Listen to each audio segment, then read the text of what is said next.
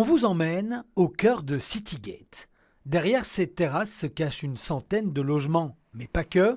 L'originalité du projet, c'est le BAM, un bâtiment à affectation multiple. Cela signifie que selon les demandes, les espaces peuvent être transformés en logements, bureaux ou ateliers. Donc ça démontre bien qu'à travers finalement une mise sous plafond de 4 mètres, on peut y faire plusieurs fonctions.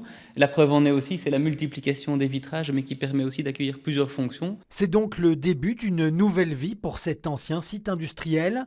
Et les plus jeunes occupants pourront bientôt découvrir cette nouvelle crèche. C'est une crèche très particulière en fait, avec une circulation, comme vous le voyez, qui est un petit peu à angle en fait, où on a de part et d'autre à chaque fois des espaces d'accueil ou d'entrée. Cette entreprise a déménagé son atelier ici au mois d'août.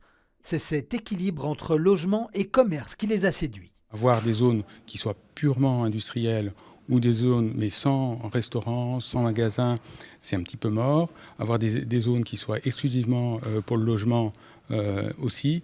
Donc en fait, c'est un équilibre qu'on trouvera et qu'on trouve intéressant. Pour être très précis, ne dites pas Citygate mais Citygate 1, car ce projet démarré il y a plus de 10 ans n'en est qu'au début. Il y a les phases de Citygate 2, de Citygate 3, peut-être un jour de Citygate 4. Donc on est au début d'une histoire, mais on a quand même déjà un morceau de ville qui vient se greffer dans un espace qui était un espace très compliqué en fait. La prochaine étape de la transformation de ce quartier, ce sera donc Citygate 2, avec 400 logements et 2 écoles.